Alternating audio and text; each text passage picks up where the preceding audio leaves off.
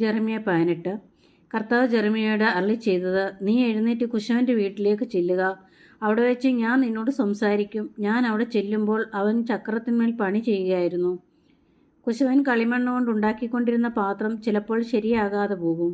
അപ്പോൾ അവൻ അതുകൊണ്ട് വീണ്ടും തനിക്കിഷ്ടമുള്ള രൂപത്തിൽ മെനയും. അപ്പോൾ കർത്താവ് എന്നോട് അരുളിച്ചെയ്തു, ഇസ്രായേൽ ഭവനമേ, ഈ കുശവൻ ചെയ്യുന്നതുപോലെ എനിക്ക് നിങ്ങളോട് ചെയ്യരുതോ എന്ന് കർത്താവ് ചോദിക്കുന്നു.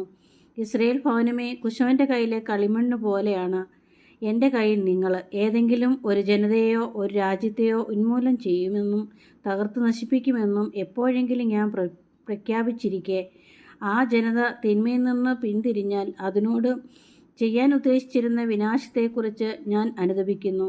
ഏതെങ്കിലും ഒരു ജനതയോ ഒരു രാജ്യത്തെയോ പടയുയർത്തുമെന്നും നട്ടുവളർത്തുമെന്നും എപ്പോഴെങ്കിലും ഞാൻ പ്രഖ്യാപിച്ചിരിക്കെ ആ ജനതകൾ എൻ്റെ വാക്ക് ചെവിക്കൊള്ളാതെ എൻ്റെ മുമ്പിൽ തിന്മ പ്രവർത്തിക്കുകയാണ് എങ്കിൽ അതിനോട് പ്രകടിപ്പിക്കാൻ ഉദ്ദേശിച്ചിരുന്ന നന്മയെക്കുറിച്ച് ഞാൻ അനുതപിക്കും.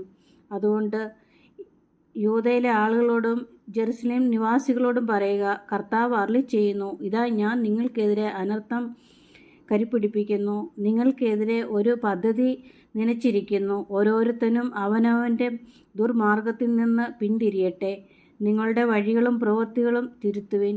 എന്നാൽ അവൻ പറയുന്നു, ഇതെല്ലാം വ്യർത്ഥമാണ്. ഞങ്ങൾക്ക് തോന്നുന്നത് ചെയ്യും. ഓരോരുത്തനും അവനവൻ്റെ ഹൃദയത്തിലെ പ്രേരണയ്ക്കൊത്ത് പ്രവർത്തിക്കും.